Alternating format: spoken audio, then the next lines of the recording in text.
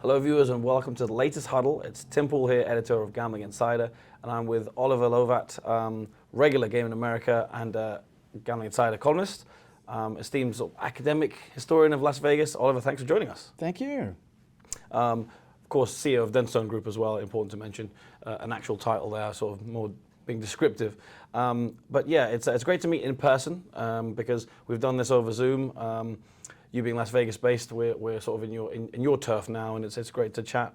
And Las Vegas is what we'll be predominantly talking about.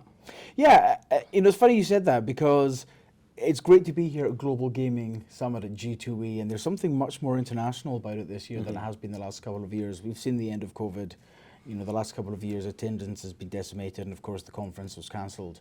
But also seeing what's happening in Las Vegas itself, we have internationalized significantly in the course of the last couple of years. So, even sitting at lunch yesterday at your award ceremony, people were from all over the world, from Bulgaria to the Philippines, to myself based out here. So it really does feel like, as an international city, Las Vegas has, joined the panoply of London and New York and whatnot, especially for a variety of events. I'm sure we'll talk about that in the next half an hour. Yeah, absolutely. I've personally noticed, like yourself, at G2E itself, a lot of European stands, a lot of European companies looking to make their mark in the US, and whether that involves Vegas or not, depends on the company. But a couple of years ago, you wrote an article for Game in America about strategic inflection points of Las Vegas, and I think I might boil that down to how Las Vegas has evolved. Maybe you want to introduce that a little bit for us. Yeah, so it's funny, I've been out here for 8 years, and even in those 8 years, we've seen significant change, in not just in the business model, but the way Las Vegas is perceived internationally. But it goes back a lot further. I remember, when I was thinking about coming out here, again, about 10 years ago and started researching it, people were, certainly in the UK, were shocked at the perception of what Las Vegas was as some kind of gambling den run by the mob. Well, of course, for a time that was true. There's no doubt that probably until the 1980s, Las Vegas was the international home of gambling. The resorts that were developed were, gambling halls, whether that be in downtown Las Vegas, which was the Glitter Gulch, or the gaming-centric resorts that were on the Strip. The casino was very much at front and center of everything. And granted, there was entertainment, and granted, there were shows, but gaming was, the central part of the revenue. It was to try and drive that casino. The model changed. Again, the inflection point was 1966 was Caesar's Palace, which was a whole new type of resort. And yes, there had been resorts. The Tropicana, the Desert, and the Sands were resort-ish. But Caesar's Palace, again, as a casino-centric resort, which was based on escapism, changed the perception that Las Vegas wasn't just about gambling, it was about experience, which was taken forward again by the next key point in Las Vegas's development, which was the opening of the Mirage in '89, which was a true integrated resort. 3,000 rooms open on day one. And that led to the mega resort development boom of the 1990s. You saw the family-focused ones, the Luxor, MGM Grand, and Treasure Island all come in '93. And then towards the decade, the resorts, Paris, the Bellagio, which was far more luxury, celebrating its 25th anniversary last week. And then, the Venetian Palazzo, where we are today. So again, especially with the latter, conventions were the driver rather than just gaming. Families in the other resorts rather than just the gaming. And you started to see a much more holistic, rounded resort and hospitality experience grow up towards the end of that cycle. Then you saw the likes of Aria, which was a far more sophisticated property, Cosmopolitan, bringing the next generation of customers in.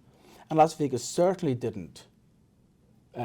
wasn't just all about gambling. The revenue mix changed, as we all know. Gaming became up around about 30% of the overall revenue mix if you take into rooms and food and beverage.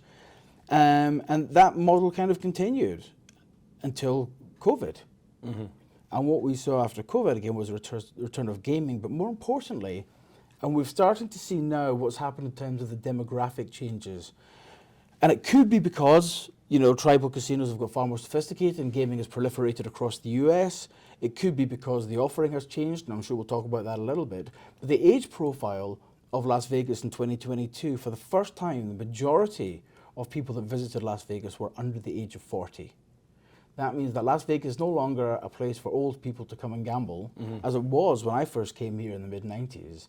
It has become a highly sought after, attractive entertainment and leisure destination for a particular demographic. It has become the premium destination for international conferences and business events.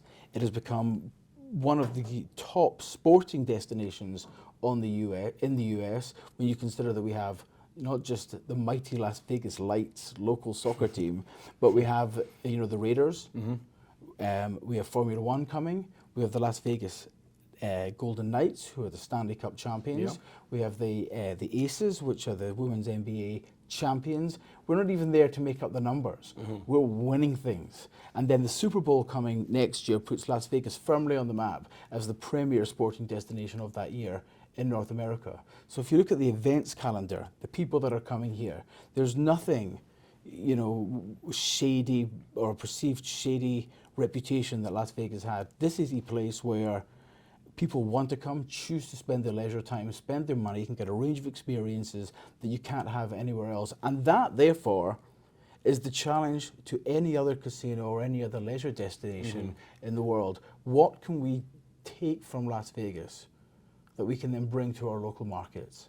And that's when it becomes interesting for those of us in the world of development to try and reflect and understand what works, what doesn't, what can be replicated, what can't, and where we can add value to the clients that we work with. Yeah, an awful lot to unpack there, and we will do that. We'll discuss further. But two quotes from the past few years that I'd like to reflect on that might represent or certainly talk about some of the aspects of what you just said. One was when I was here last in 2019, speaking to Jim Murren, who's obviously succeeded by Bill Hornbuckle at MGM Resorts. He said that it used to be.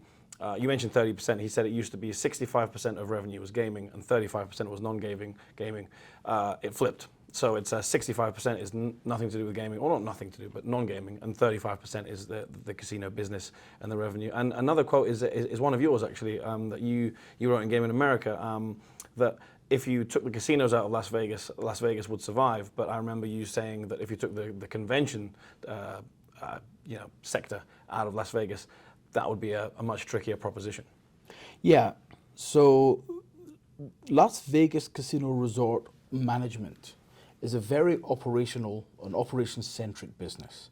So the CEOs or the people that drive these buildings have to think very carefully about the operations of them, whether it's dealing with dealers, whether it's dealing with food and beverage, hotels. It's a multi-layered, highly sophisticated operational business. And therefore strategy is sometimes not at the forefront of this business as other businesses are. There are very good strategic thinkers in leadership roles, but just generally, just due to the high operational nature of the business, that is, it sometimes falls to the wayside. So, COVID, closing down, everything stopped, everyone paused, and what it meant was people had a chance to stop and think strategically about what it is that we're doing. Yeah. Where is our market? What is our market? Who are our customers? Because it was evident that the type of customer that was coming pre-COVID wasn't necessarily going to be that type of customer post-COVID, especially when you looked at the data that the over 65s were uncomfortable flying, that people didn't want to necessarily come and do these big mass events.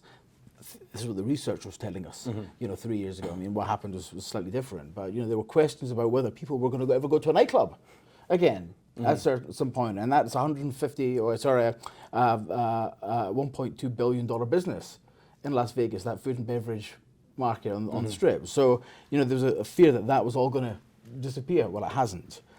And the next generation of customers that came in were a reflection of the fact that the casino resort said, we're going to create more non-gaming amenities for those customers. And we found that the next generation of customers who came in also wanted to gamble. The market finally flipped. 2020, 2021 numbers were a little bit outliers because that gaming revenue that you spoke about, that split, that 30-70, kind of leveled up a little bit. I don't know whether that was because of stimulus checks, that was because there was a lack of international tourism coming in who are much more leisure driven.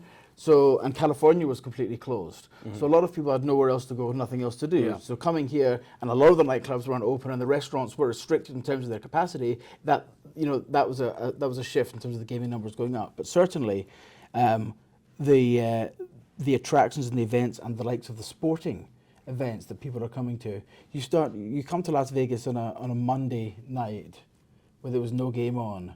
It was the quietest night of the week. Yeah. Now, if you've got a game on this week, the Raiders were playing on Monday night, city was a sellout. The Knights they were playing on a Tuesday, the city was a sellout. There's a conference on. I mean, this is where are we in October? This is not a traditionally a busy tourist month in any other city. Yeah, I think a way to describe that is that there's something for everyone in Vegas now. You got the sports, you got even for gambling, you've got downtown, and then you've got the Strip, and then you've got sort of Red Rock Resort, that kind of thing.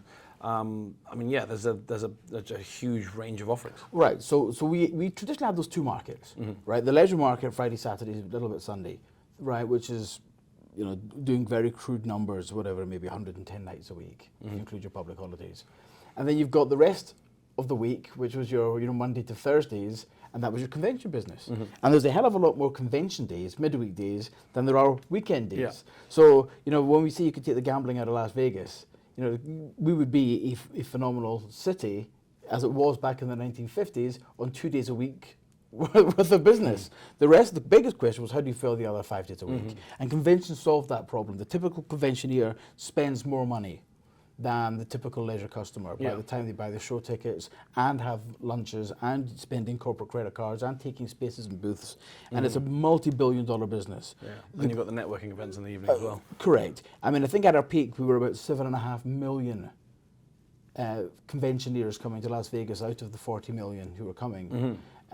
But also, and again, the higher value customers typically, than all the leisure customers. Yeah. However, and this is where the COVID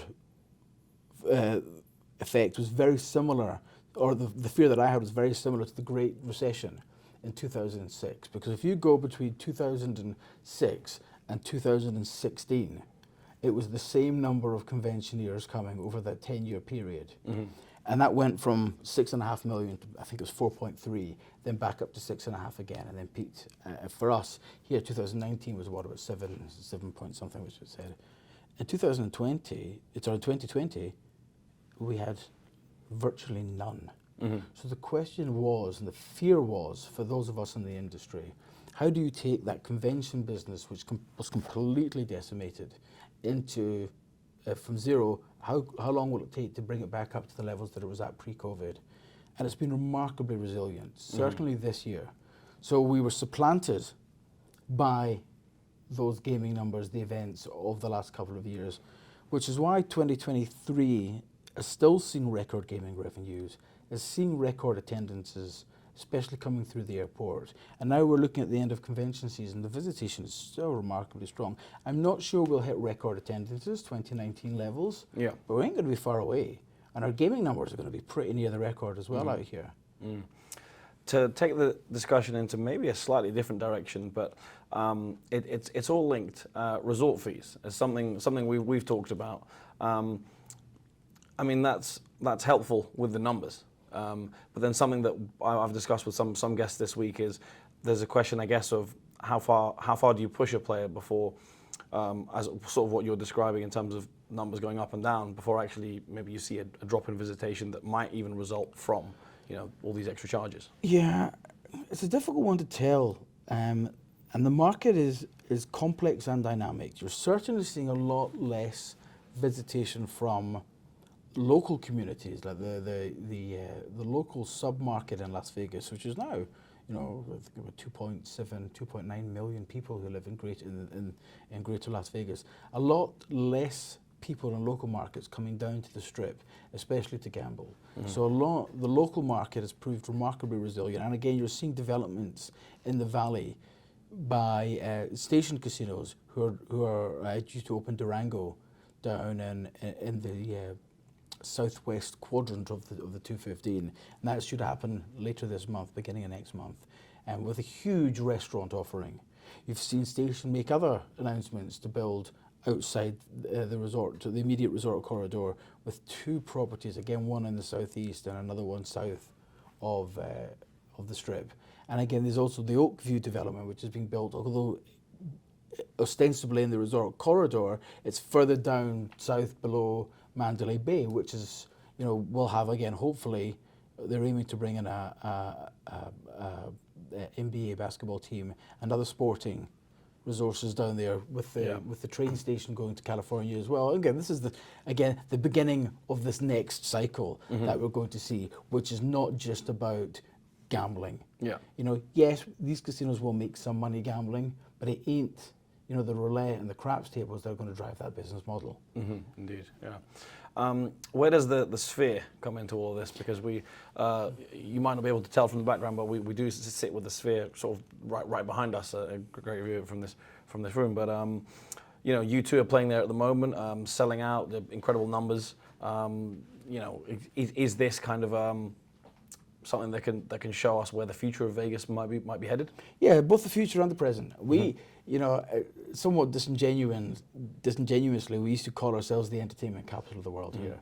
Yes, there was always fun entertainment on, but to be honest, you could go to New York, you could go to London, there was an awful lot of entertainment going on in each of those cities. But we are the entertainment capital of the world. You look, just last weekend, I think you guys were here on Saturday night, and you take a view of the Strip. You had Lady Gaga playing down at the Dolby down at Park MGM. You had Pink playing at Allegiant Stadium. You had U2 at the Sphere. You had Adele playing at Caesars. You had Katy Perry playing at Resorts World. I don't think any of the cities in the world at any time can boast such a diverse level of live musical entertainment and talent, all playing at the same time within 4 miles of each other. Then you kick on 24 hours, and again you have the sporting events on over the next 48. There is nowhere else that has such concentration of live entertainment going on at any given time, and it brings in lots of people, to do multiple events over the course of the weekend. There was research that we did in a paper that I wrote a couple of years ago that it's something like 75% of people believe it is better to come to Las Vegas to see your favorite artist play than in your hometown. True. But the venues that we have here aren't just any other venues. The Sphere is the greatest live music cathedral that exists in the world, with 17,000 to 18,000 people coming in to see their favorite artist perform on a canvas that you cannot see anywhere else in the world. And U2, people have been coming from all over the world. I'd see it anecdotally through my friends, but also talking to people, in the bars and restaurants, are making that additional trip to Las Vegas to come and see those artists, believing it's the best place in the world to see them. And you know why? Because it is. Sitting right here within what we're discussing, you got the Super Bowl, but also the Grand Prix, which is coming up very soon. I know as a Vegas resident that you may have encountered some traffic disturbances as a result. But something I spoke to Derek Stevens about earlier this week was a point he was keen to make was that the first Grand Prix, it'll be a success probably, but there'll be learnings from it. And the thing about Vegas is that if the first year is good or bad or whatever, the second year is going to be even better, regardless of how the first went. And he was very much talking about the long-term gains, the knock-on effects of having a Grand Prix sort of every year. You've spoken to us about it before, of the Grand Prix a few months ago, but what are your kind of thoughts on the F1 now that it's, I guess, around the corner? So there are multiple ways that you can look at Formula One, because a lot of people don't like the fact that it's coming. And you know what? That's fine, right? Because this is not Formula One in Las Vegas is not a one-off, short-term local event like a soccer team or a baseball team or whatever it may be. Yeah. This is the only true, real, high-level global sporting event with an economic benefit that is so significant for this city. It's not something which you can't just put on in a week and then hope for the best. We tried that sometime back in the 1980s when the Formula One was run in Caesars Palace Car Park. This is a 1.2, $1.3 billion economic benefit to the city. And yes, there may be pain to have a road race on one of the busiest roads of the world, which runs 24 hours a day, and more people know it and walk up and down it than probably any other street, in the world, save Times Square, right? The boulevard is known by everyone. So there has to be, challenges to how you get people into, their bedrooms and into work, effectively into an island where you have 15,000, 20,000 hotel rooms. Yeah. And, smarter people than me will work out the solutions to that. And plenty of people are making that additional trip to Las Vegas to go and spending money. And true, you see on the internet, the rates at Excalibur are not as high, or are the same level that they are in any other November or whatever it may be. But I'm sure that the rates at the Wynn and Venetian and the Aria and the Cosmopolitan and Caesar's Palace, etc., are significantly higher than they are. And all you have to do is look at, listen to the conference calls for each of those companies over the last 6-12 months, talking about future rates.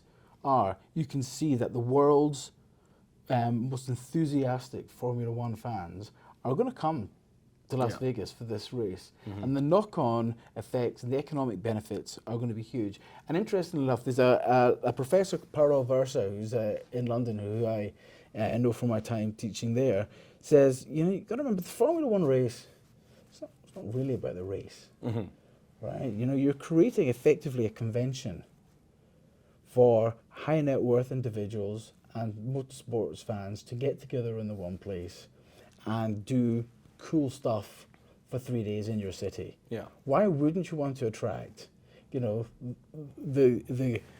of the world's most interesting and successful people to your city for 3 days? Yeah. Whether it's for a race or to gamble or to eat food.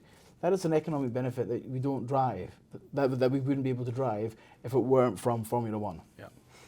You mentioned earlier the kind of learnings that we can look at, and certainly I think with what you do as a day-to-day, that's kind of something that will sort of inspire you to look at what's going on in Vegas, how it's changing, and how other places perhaps in the world can look at it and learn from it, see what they can do to compete. Nowadays, given this evolution of Vegas that we're discussing, that it has so many strong inflection points, as we've said, how does it compare to international destinations?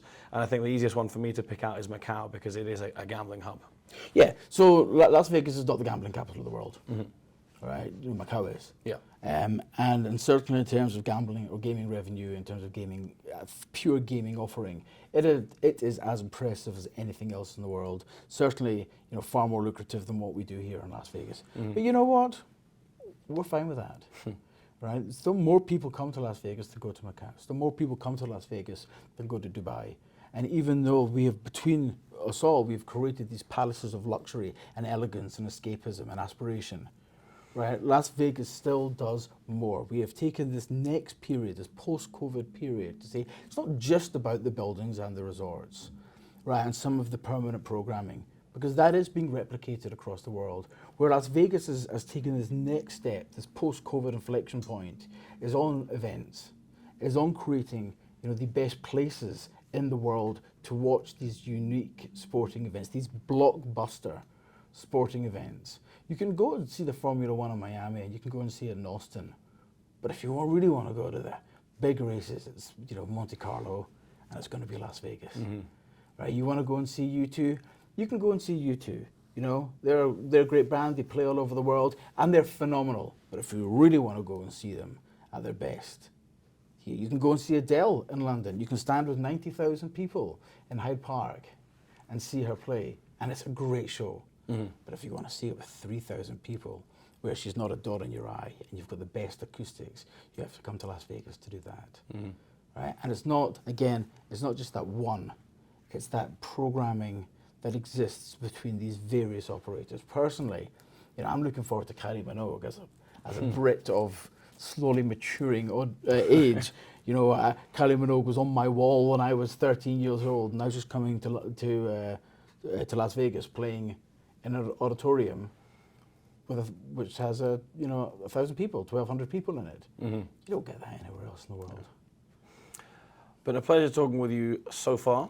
I'm going to give you a chance to give us some concluding thoughts, but also mention that everything we've discussed and everything that you maybe even something you're about to say, you probably will expand upon in your columns for us in Game in America in the coming editions and into 2024. But in terms of concluding thoughts, everything that we've discussed and putting it all together, the next 5 to 10 years in Vegas, without having too much of a crystal ball, what are you seeing as a result of everything that we've discussed, and what kind of outlook can you give? Yeah, there's something here for everyone, right? And that's the one thing Las Vegas has been remarkably good at. You can come in Las Vegas and probably get by on $20 a day, or you can get by on $20,000 a day, right? This is a market where we create experiences and offerings for everybody, no matter who you are or where you're from or what your cultural background is.